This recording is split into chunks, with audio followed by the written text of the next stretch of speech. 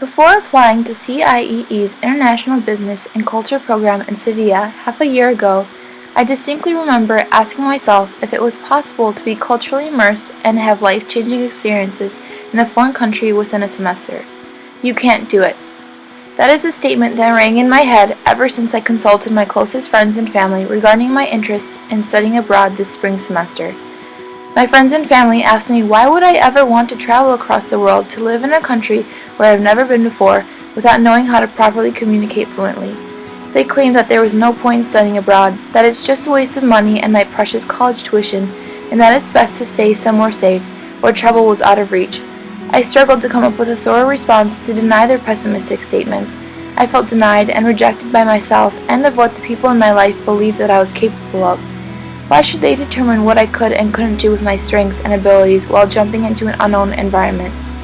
Now, after having participated in the program throughout the past 5 months, I believe that I am more than capable of proving them all wrong. In just 5 months of studying abroad in Sevilla, I've traveled to 10 different countries, 17 cities, and a whole new continent. I knew ahead of time that I would take advantage of the cheap airfare and the ideal country location to travel around Europe while I still had the time and money in my bank account.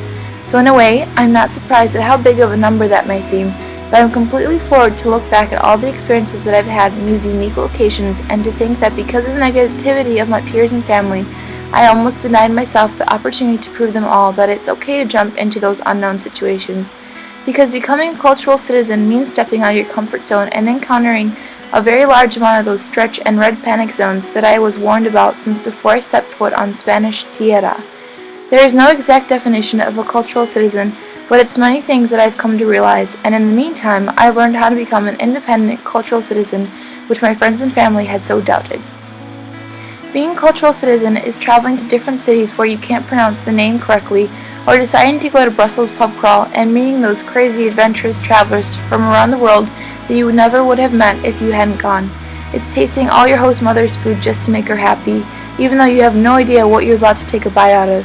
It's when you find yourself cursing at your computer screen because it's the 5th time you've lost connection Skyping your friends or family back at home.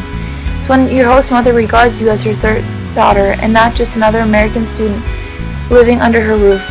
It's the little things like when you leave your CBC bike before that beep beep noise and discovering that you owe over 10 years before you can check out another bike. It's finding a gym where you can practice Spanish every day with Spaniards who consider you as family. It's accepting that you can't always please everyone and instead choose to take a day off for yourself and binge on Netflix. It's a camel ride in Morocco, or traveling across seas and being selflessly fed and accepted into a stranger's home in Rabat for 2 nights. It's when you realize that you're no longer homesick or for your mother's homemade lasagna or the peanut butter that is so difficult to buy overseas. It's realizing that there's a lot more to England than just Harry Potter. It's getting accepted as an intern in Barcelona for the summer and not returning back home with all your fellow study abroad students and friends. It's finding yourself crying while saying goodbye to the friends you made after only knowing them 5 months. It's the absolute devastation that you feel when you find out that a city where you've created countless of memories in has been attacked by terrorists.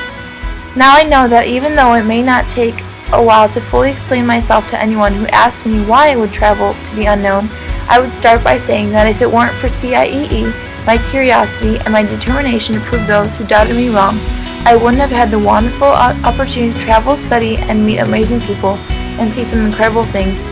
With their help and of all these unique experiences, I am so much more sure of who I am and in my capabilities of fighting back when I feel threatened about who thinks they know me better than I know myself. And if you're willing to live on the edge a little bit, studying abroad is by far not a waste of my time or money, and I'm ready to prove that to anyone who might deny it.